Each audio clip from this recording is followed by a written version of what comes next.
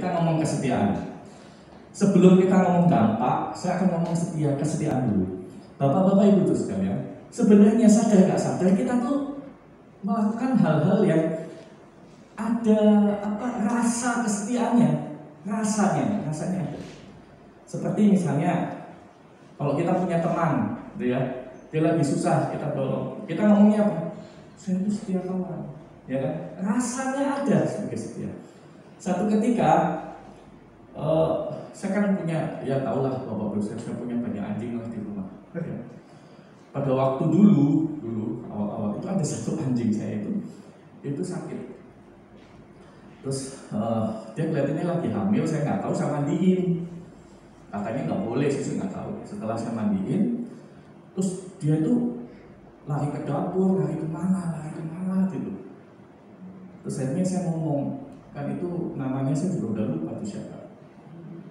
Saya panggil gitu kan, kepalanya ada di tangan saya. Saya cuma ngomong gini aja, udah, kalau kamu mau mati, saya bilang mati aja. Kamu nggak ada salah kok sama saya. Udah, langsung loh, di tangan saya dia mati. Nah, saya ngomong begini, itu ada nilai kesetiaan ada rasa setianya nih ke anjing ini. Ada rasa setia, tapi nggak ada nilai, nggak ada dampaknya kesetiaan. Tapi dia ada, kita merasakan kesetiaan. Sama seperti, ini saya bukan orang yang anti drama Korea ya, enggak, saya mah nggak anti ya. Saya juga tahu tuh Yuna, walaupun saya lebih tahu Yuna ya. Saya tahu tuh Yuna sekarang. Tapi kadang-kadang kita rajin yang ngikutin drama Korea kan?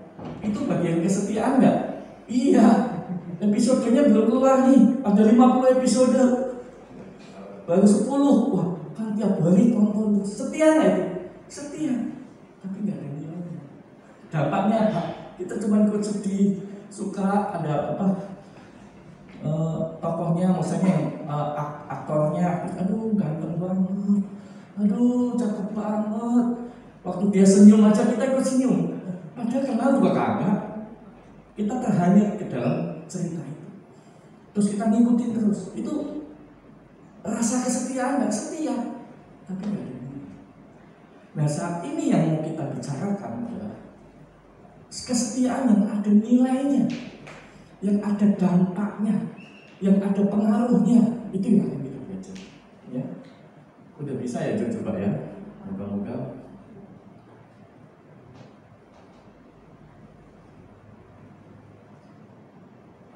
Nggak bisa tuh. Kamu klik aja tuh. Klik aja tuh. Next ya. Moga-moga bisa. Nah, kan dalam 1 bulan ini kita belajar kesetiaan sampai akhir. Ya kan? Kesetiaan sampai akhir. Apa sih kesetiaan sampai akhir itu? Kita ambil ayatnya kan di sini nih, bapak-bapak di sini. Ya. Nggak bisa nih sama-sama bercahaya. Ibrani 3:14. Karena kita telah beroleh bagian di dalam Kristus, asal saja kita teguh berpegang sampai pada akhirnya, pada keyakinan iman yang semula. Kata-kata ini apa sih bapak-bapak sekalian?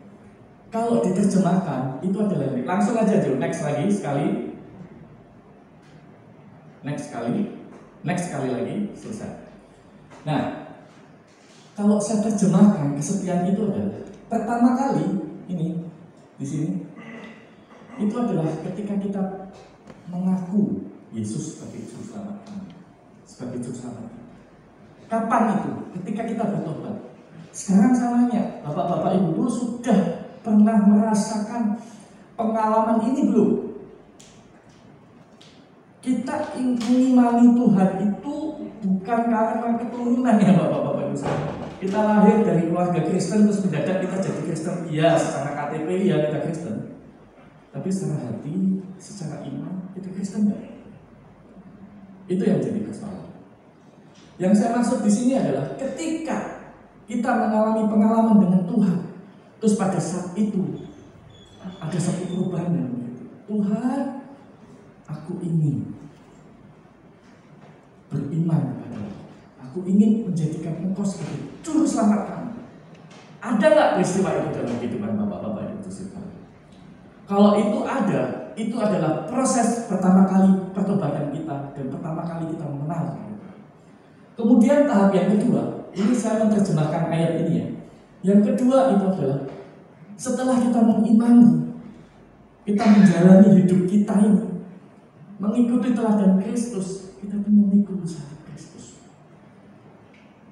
Apa sih memikul salib Kristus? Ya kita belajar menikmati apa yang dirasakan oleh Tuhan. Dihina kita harus berani, jangan malu dan jangan takut. Diancam kita harus merasakan juga. Tapi dalam keadaan begitu pun Yesus tetap mengasihi. Nah kita belajar dari situ.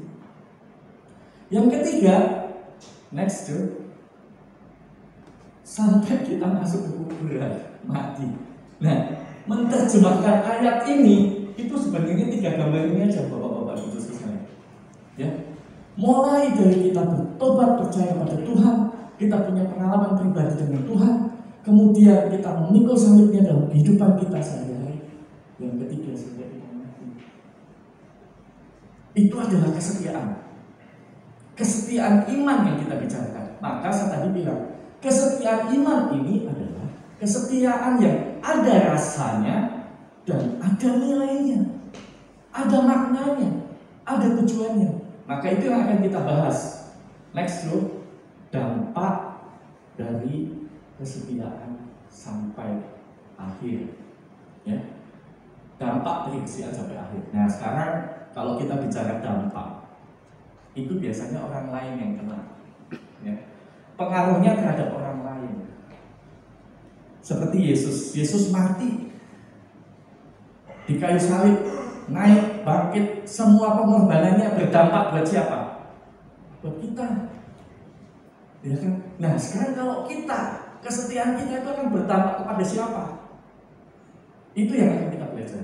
Pertama adalah dampak, pengaruh kuat yang mendatangkan akibat baik negatif atau positif. Ini berdasarkan Kamus Besar Bahasa Indonesia. Next yuk. Kita sebagai orang Kristen, katakanlah kita setia atau nggak setia, asal kita orang Kristen, kita udah dicap orang Kristen karena kita sering ke gereja, gitu ya. Maka kita dicap orang Kristen. Paling sedikit lah, paling dasar dampak kita itu adalah apa? Nisan kita ada salibnya.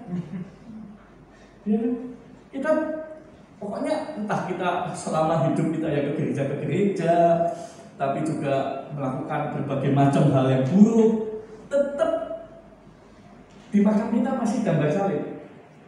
Ya, terus ada satu tulisan, tuh bawahnya lagi next. Aku telah mengakhiri pertandingan yang baik, aku telah mencapai garis akhir dan aku telah memelihara iman. Ya kan? Walaupun kita nggak setia sebenarnya, tapi karena kita udah dicap sebagai orang Kristen, ketika proses misalnya penguburan kita pakai cara Kristen, kita sudah dianggap Kristen. Nah dampaknya apa ya? Ini kuburan, ya kan? Nah sekarang kalau kita ngomong tulisan ini buat siapa sih? Tapi kalau bapak-bapak pikir ini saya ngomong simpel aja ya. Kita ke kuburan nih Pondok Rangon, yang Kristen. Kalau mertua saya kan ada di mana itu? Saya lupa lagi, Lestari ya, di Karawang.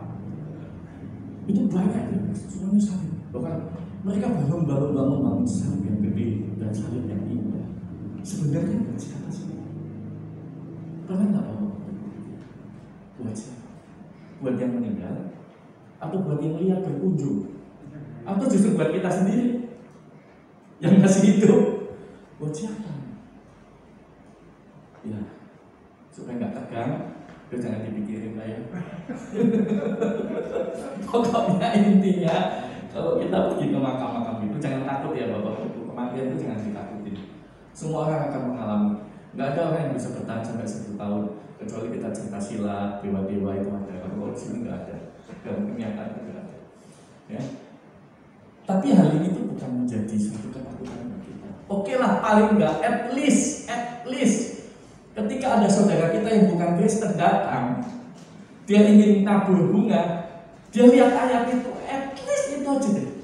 Kan Tuhan bisa memakai apa saja bapak-bapak, ya kan? Begitu dia baca gitu, mungkin kemudian sampai di rumah dia bingung kan. Pertanding apa sih, orang udah mati? Ada yang ingin tahu? Bisa jadi. Ya at least itu yang terjadi. Tapi bukan dampak ini yang kita sampaikan. Kita lanjutkan next. Coba. Dampak dari kesetiaan sampai akhir next. Coba. 1. Keteladanan. Sebenarnya ketika tadi kita memikul salib itu kita bukan orang yang kuat ya. Yesus aja berapa kali dia jatuh mikul salib. Apalagi kita, ya kan? Kita pasti sekali-sekali kita jatuh, tapi kita tetap bertahan. Nah, ketika kita melakukan itu adalah keteladanan Bapak. Mungkin kita menjalani hidup kita ini hidup yang sederhana. Saya bukan pendeta, saya bukan pelayan Tuhan, saya bukan WL yang sekali nyanyi. Begitu mereka lihat saya aja, mereka sudah pada nangis. Baru lihat loh, belum nyanyi, belum ngambil nada, baru lihat aja mereka sudah pada nangis. Bukan, saya hanya seorang ibu rumah tangga biasa.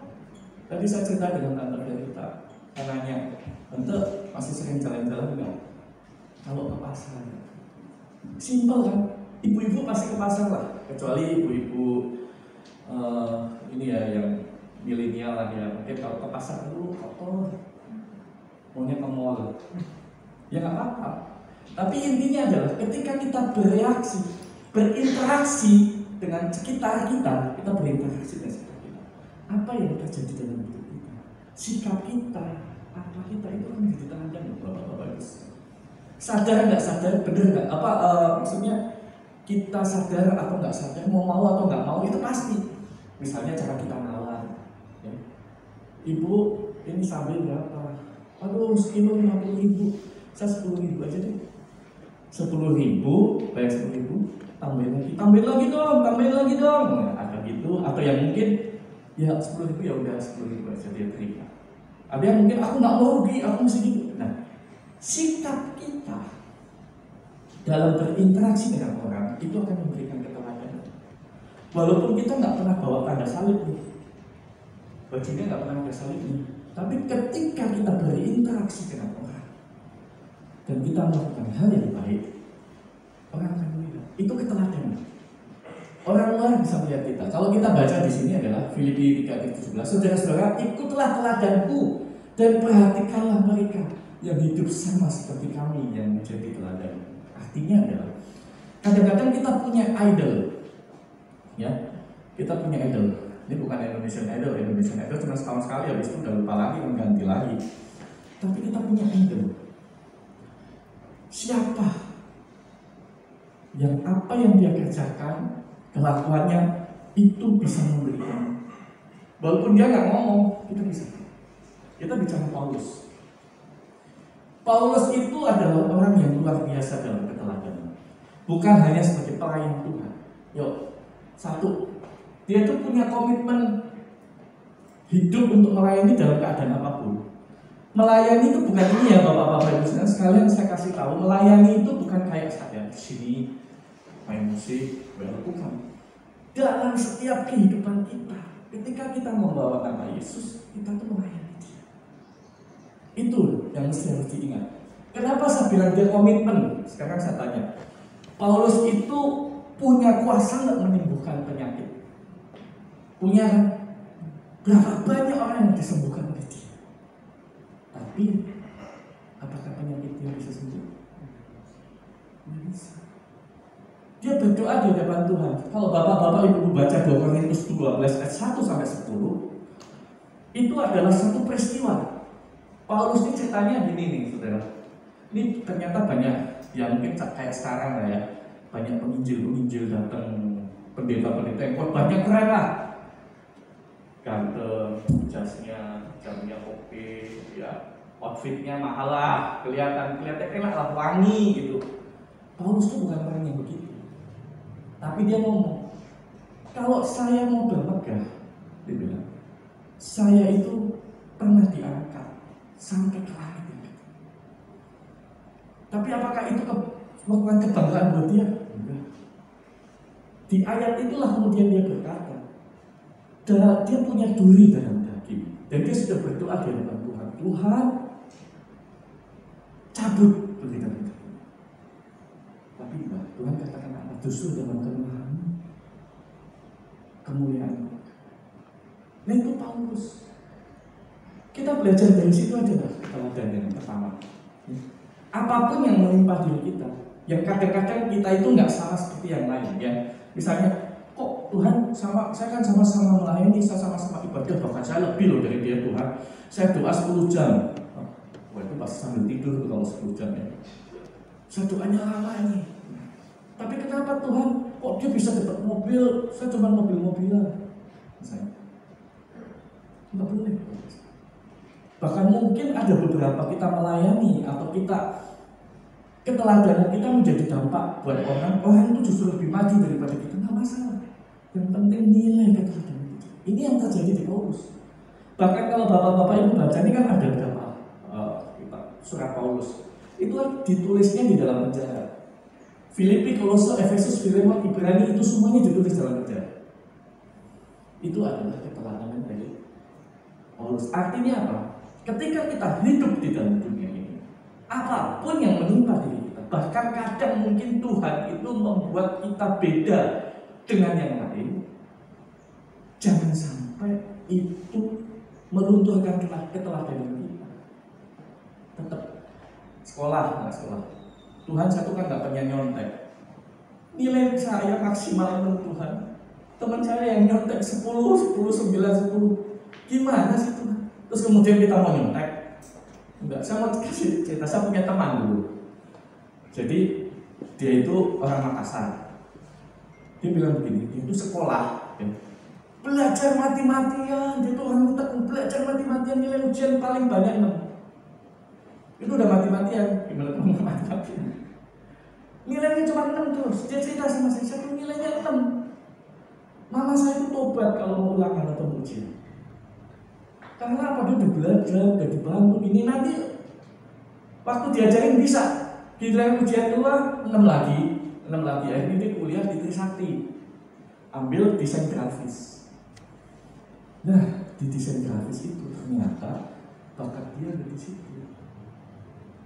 Dia kuliah 2 tahun langsung dikirim ke Cina untuk belajar lukis. Setahun belajar di Cina balik lagi, terus udah banyak yang ngambil dia. Dia sempat cerita sama saya.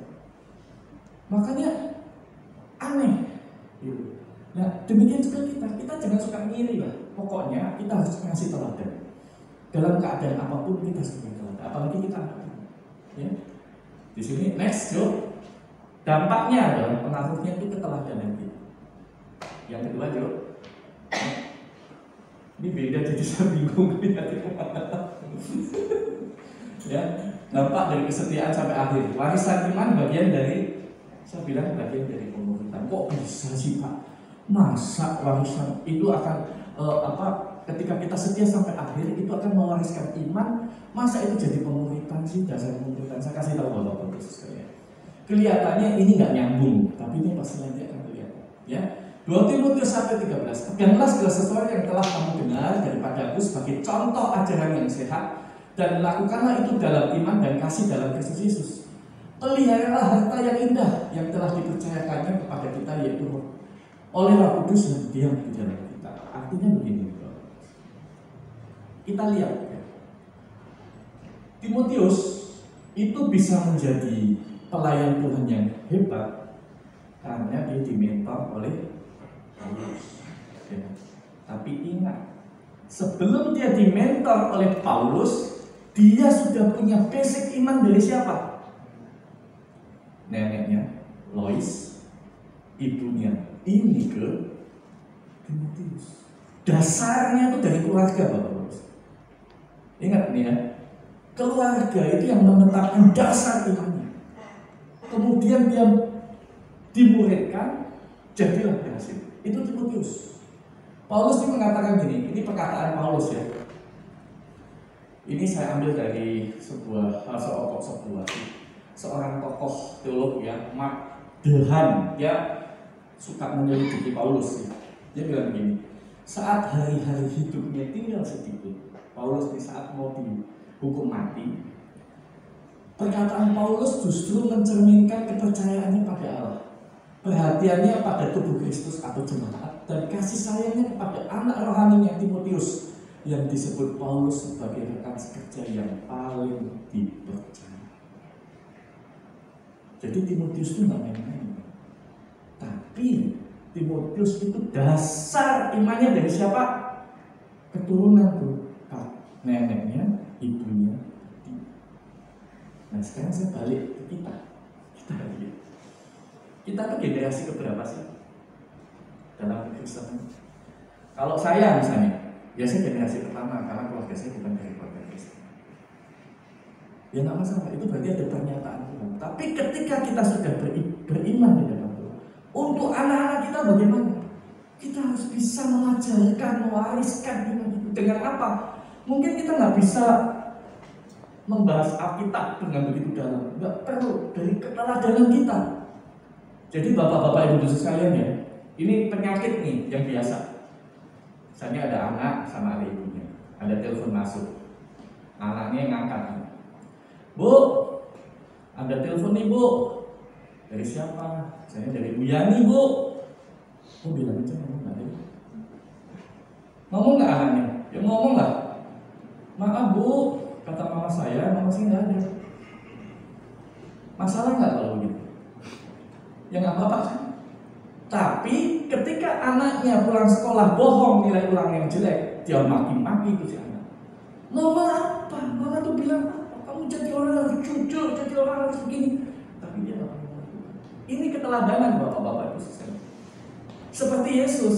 Yesus kenapa dia bisa teladan? Karena apa yang telah dia lakukan itu nanti yang akan kita. Jadi Yesus bukannya tidak pernah melakukan, dia sudah melakukan, dia sudah merasakan. Kita nanti akan merasakan. Demikian juga kita dalam keluarga, kita nggak usah terlalu banyak. Kita bangun misbah keluarga saja, berdoa saja. Setiap hari rutin. Anak-anak akan melihat orang tua pada waktu orang tua menghadapi masalah.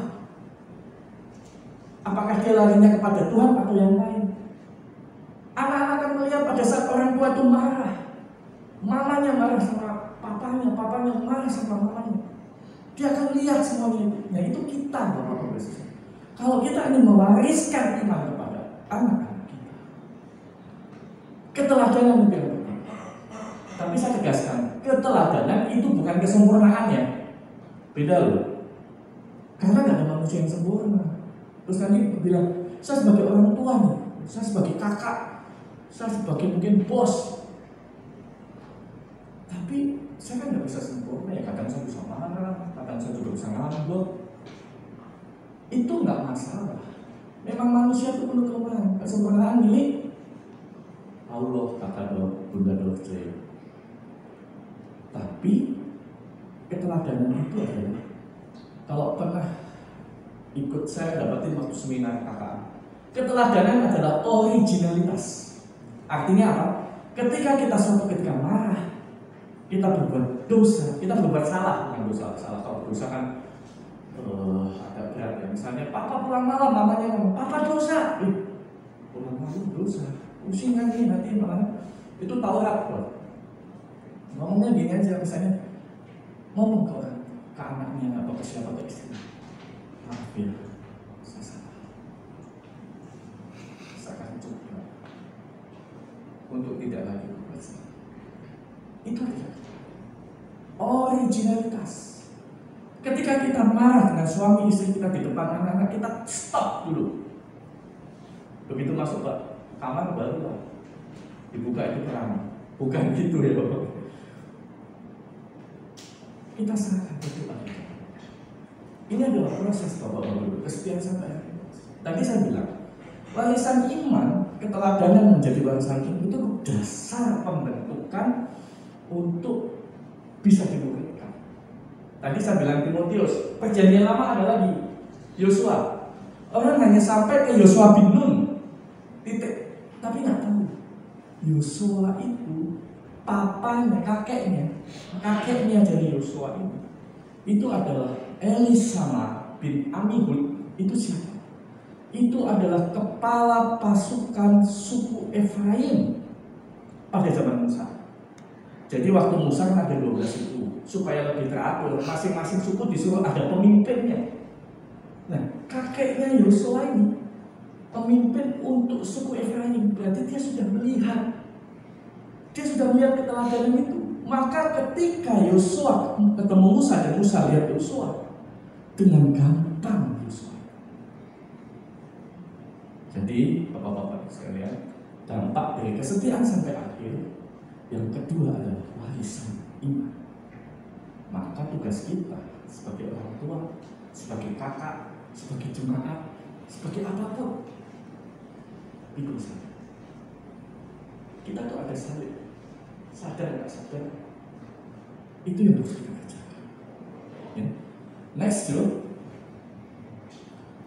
nah, kemudian dampak yang ketiga itu adalah kemuliaan buat umat. Kenapa saya nggak ngasih tema poin yang ketiga ini adalah mahkota kehidupan. Sebenarnya memang mahkota kehidupan, tapi kalau kita ngomong dampak tadi saya bilang bukan buat kita, buat orang lain. Pengaruhnya buat orang lain. Kalau mahkota kan buat kita, berarti itu bukan dampak, upah kita itu kan mendapatkan mahkota kehidupan. Bentuknya kayak apa dan ada berapa banyak sih mahkota yang disediakan Tuhan buat orang-orangnya. Ada mahkota yang khusus untuk melayani, ada mahkota khusus untuk tanggung jiwa, ada mahkota khusus untuk kuat dalam percobaan. Itu adalah mahkota itu. Kalau nanti kita mau belajar mahkota-mahkota, nanti suatu ketika kita belajar mahkota-mahkota. Ada banyak mahkota. Itu adalah upah yang akan kita terima. Nah ini yang ketiga, saya akan bacakan. Dan inilah doaku. Saya masih topiknya di Paulus ya bapak-bapak sekalian. Semoga kasihmu makin berlimpah dan dalam pengetahuan yang benar dan dalam segala macam pengertian, sehingga kamu dapat memilih apa yang baik supaya kamu suci dan tak bercacat di jalan Kristus, penuh dengan buah kebenaran yang dikerjakan oleh Yesus Kristus untuk memuliakan dan memuji Tuhan. Jadi ini intinya adalah apa yang kita lakukan harus memberikan nilai, bukan rasa doang, tapi nilai yang berdampak.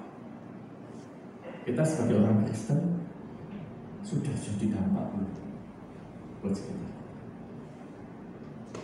Next, Joe. Nah, sampai Paulus. Paulus ini kan luar biasa ya.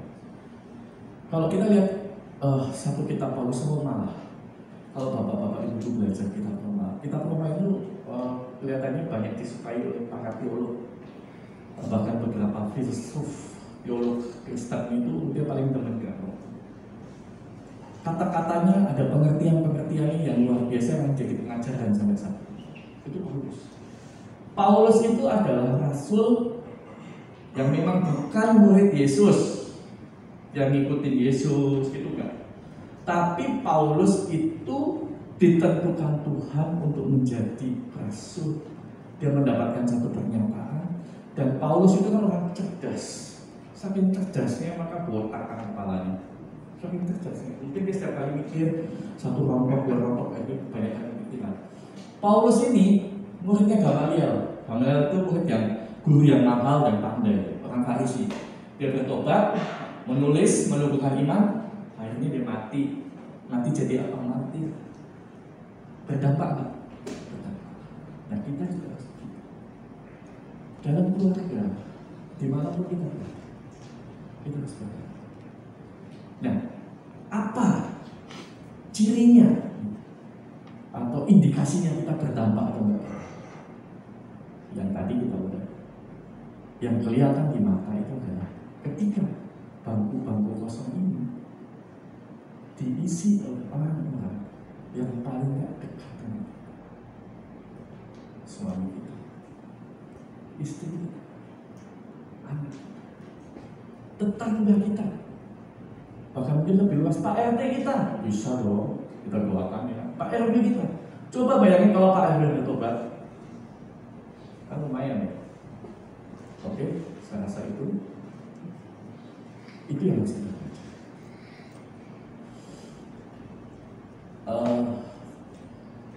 Dampak dari kesetiaan Kristen itu sampai di sini. Kita akan berdoa. Cuman sebelum kita berdoa, Saya ingin mengajak atau at least menantang bapak-bapak. Mau nggak bapak-bapak itu menjadi teladan? Mau nggak bapak-bapak itu bisa saja mewariskan ini untuk memuliakan Allah? Ya, karena waktunya sudah dekat loh. Kita tuh sudah di akhir nih, di ujung. Kita nggak tahu, mungkin nanti ini kan Singapura udah mulai banyak lagi yang kena COVID. Cina ada lagi yang kena COVID. Katanya variannya udah apa nih, udah lambda, apalah apa nggak ngerti. Gimana dengan kita? Siap nggak? Kita harus siap. Jangan pun bisa apa-apa. Kita harus siap. Ya. Saya akan berdoa, bapak-bapak khusus sekalian.